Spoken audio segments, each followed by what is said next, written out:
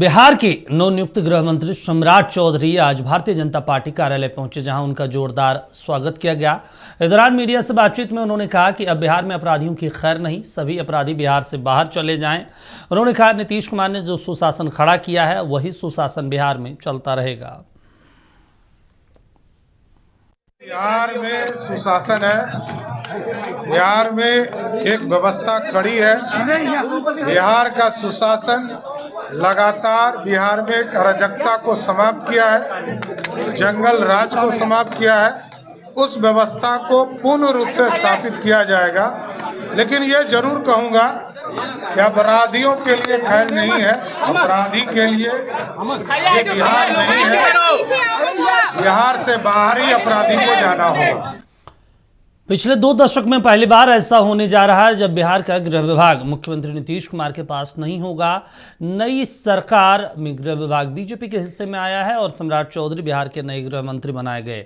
गृह मंत्री बनते ही सम्राट चौधरी के आवास की सुरक्षा बढ़ा दी गई। आवास के आसपास पूरी तरीके से बैरिकेडिंग की गई। सम्राट चौधरी के आवास के पास कैसी है सुरक्षा व्यवस्था, इसका जायजा लिया हमारे बिहार स्टेट हेड मरगूब आलम ने। गृह विभाग मिला है और सम्राट चौधरी के बिहार के गृह मंत्री बनते ही उनके आवास की सुरक्षा, उनकी पूरे आवास की, हम आपको दृश्य का आवास की सुरक्षा बढ़ा दी गई है। पटना पुलिस का बैरिकेडिंग लगा दिया गया है और पटना पुलिस के जवान को तैनात कर दिया गया है। ये पूरा दृश्य हम आपको सम्राट चौधरी के आवास का दिखा रहे हैं, जहां सम्राट चौधरी को गृह विभाग का पदभार मिला है और गृह विभाग मिलने के साथ ही उनके आवास की सुरक्षा बढ़ा दी गई है। पटना पुलिस की तरफ से विशेष बैरिकेडिंग लगा दी गई है। पटना पुलिस के जो जवान हैं उनको तैनात कर दिया गया है और कह सकते हैं सम्राट चौधरी की आवास की सुरक्षा पूरी तरह बढ़ा दी गई है। हम आपको इधर भी दिखा रहे हैं कि किस तरीके से पुलिसकर्मियों को तैनात किया गया है। तो कहा जा सकता है कि सम्राट चौधरी को गृह विभाग जैसे ही मिला उसके बाद कह सकते हैं कि पूरे उनके सरकारी आवास की जो सुरक्षा व्यवस्था है बदल दी गई है, बैरिकेडिंग लगा दी गई है। अब बिहार पुलिस के जो जवान हैं उनको तैनात कर दिया गया है, स्पेशल अधिकारियों को तैनात किया गया है और पूरी कह सकते हैं सुरक्षा व्यवस्था यहाँ बढ़ा दी गई है। तो सम्राट चौधरी को गृह विभाग का प्रभार मिलने के साथ ही वो बिहार के नए गृह मंत्री बने हैं। पिछले 20 साल से ये मंत्रालय नीतीश कुमार के पास था, लेकिन अब सम्राट चौधरी के पास आ गया है। उसके बाद उनके आवास की सुरक्षा बढ़ा दी गई है। बैरिकेडिंग लगाने के साथ साथ बिहार पुलिस के जवान को तैनात कर दिया गया है। सहयोगी मुकेश के साथ मरगूब आलम, नक्षत्र न्यूज, पटना। चलिए, इस पर ज़्यादा जानकारी के साथ हमारे स्टेट हेड मरगूब जी जुड़े हुए हैं पटना से। मरगूब जी, 20 सालों में पहली बार जो है सम्राट चौधरी के हत्थे आया है या उनके कंधों पर गृह विभाग की जिम्मेदारी आई है, इसको आप किस तरीके से देखते हैं? बिहार और बीजेपी किस दिशा में आगे बढ़ रही है अब?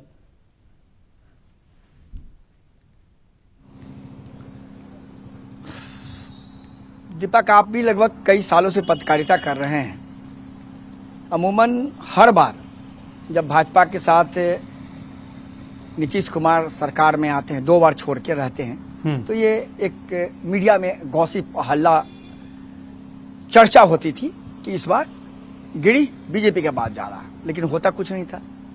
इस बार भी वही हुआ, गॉसिप जरूर हुआ, लेकिन इस बार सही में वो सही निकला और सम्राट चौधरी बिहार के नए गृह मंत्री बन गए। आप इसको 2 तरह से देख सकते हैं। एक तो यह है कि 89 और 85, 89 सीट और 85 सीट,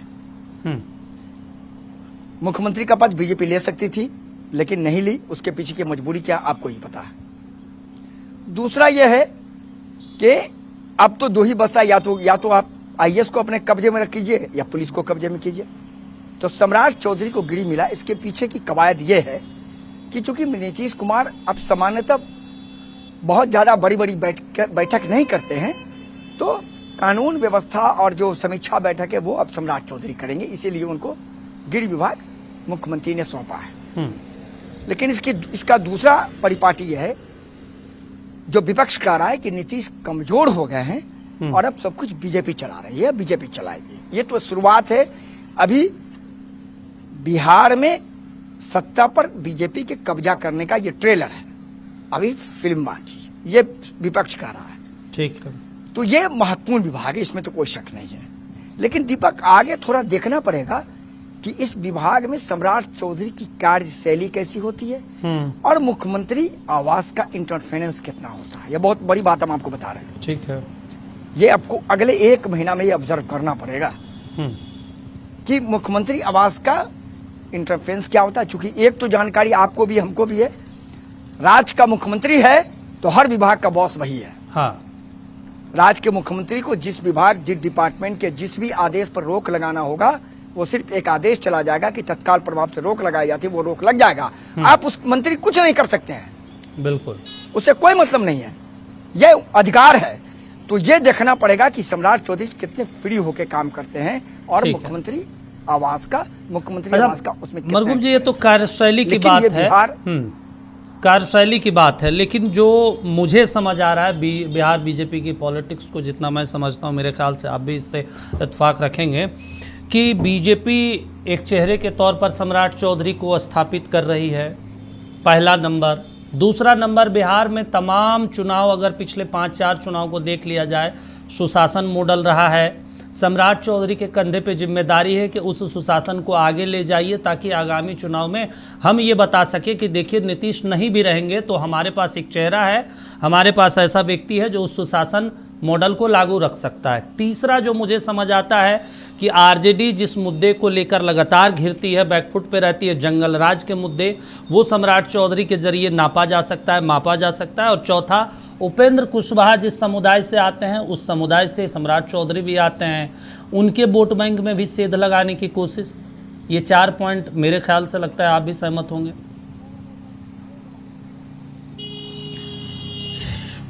मैं आपके 3 पॉइंट से बिल्कुल सहमत हूं।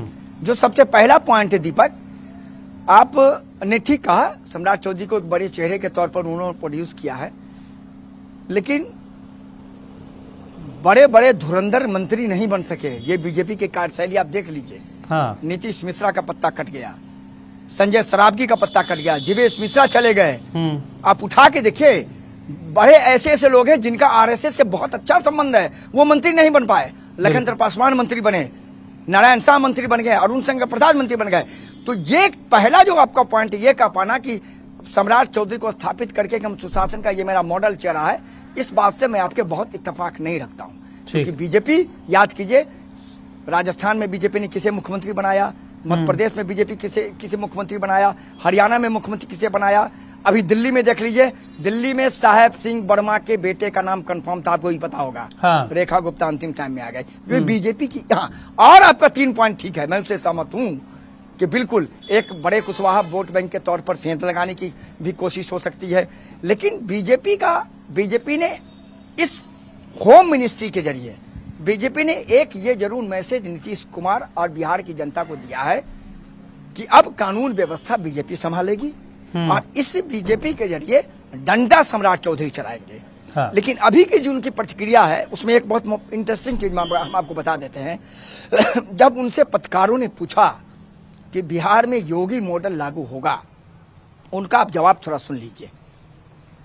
उस सवाल का दूर दूर तक आपको वो जवाब उसमें नहीं मिलेगा। उन्होंने कहा नीतीश कुमार ने एक परिपाटी सुशासन की बनाई है, वही परिपाटी आगे भी चलेगी। ये मैं नहीं कह रहा हूं कि उन्होंने सीधे से खारिज कर दिया, लेकिन जो सवाल था उस सवाल को वो पी गए, उन्होंने सवाल पर कुछ कहा ही नहीं। तो ये तो है। एक चीज और कहा जाता है नीतीश कुमार के बारे में कि नीतीश कुमार समाज में प्रेम भाव के लिए जाने जाते हैं, आपको पता होगा। बिल्कुल। मुझे अभी भी याद है, नवादा में जब कॉमनल हुआ था तो नीतीश कुमार 5:30 बजे सुबह में जब कॉमनल रुका तभी गए थे सोने के लिए, और इस बात की जानकारी उन्होंने मीडिया को भी दी थी। तो ये कॉमनल हार्मोनी जो है वो नीतीश कुमार का बहुत बड़ा स्पष्ट है, और यही कारण आप देख रहे होंगे कि 7 मंत्री ही बने लेकिन जमा खान बने मंत्री। बिल्कुल, ये भी बहुत बड़ी बात है। ये सब चीज तो राजनीति में देखने की है, लेकिन निश्चित तौर पर सम्राट चौधरी ने आज इंडिकेशन दे दिया है, अपराधी बिहार छोड़ो, अपराधी बाहर जाओ, और अपराधियों की अब खैर नहीं है। ये भी बड़ी बात है। तो अच्छा, कहीं ना कहीं कहा जा सकता है एक बड़ा उलटफेर है अप्रत्याशित घटना है ये। जी अच्छा, एक चीज़ हम आपसे और समझना चाहते हैं, बिहार में हमेशा कानून व्यवस्था का जो मुद्दा रहा है वो रहते रहा। अगर बाकी राज्यों का हम बीजेपी की जो कार्यशैली है वो तो लगातार हमेशा कुछ ना कुछ चौंकाने वाली रहती है, लेकिन बिहार के पॉलिटिक्स को आप देखें तो बाकी राज्यों में एक अलग रणनीति होती है। बिहार में ऐसा लगता है भाई आप जाति से निकल नहीं सकते, यहाँ का जो सामाजिक समीकरण है, जो ताना बाना है, राजनीतिक जो लोगों की समझ है, बाकी राज्यों के मुकाबले अच्छी मानी जाती है बिहार में। वैसे में बीजेपी जिस तरीके से इस बार आगे बढ़ी है और सम्राट चौधरी के चेहरे को आगे बढ़ाया है और जो मुद्दा हमेशा गूंजते रहा है, आपको लगता है कि अगले 5 सालों में सम्राट का चाबुक चलता रहेगा? क्योंकि चुनाव से पहले वो तो कह रहे थे बिहार या तो अपराधी जेल में रहेंगे या कब्र में रहेंगे। देखिए, दो चीज देखने को मिलेगी। एक तो सम्राट चौधरी का अब अगला 15-1 महीना देखना पड़ेगा, सम्राट चौधरी क्या किस तरह से कार्यशैली है उनकी, क्या बैठक करते हैं। लेकिन एक चीज और है दीपक, जो हमें समझ में आती है।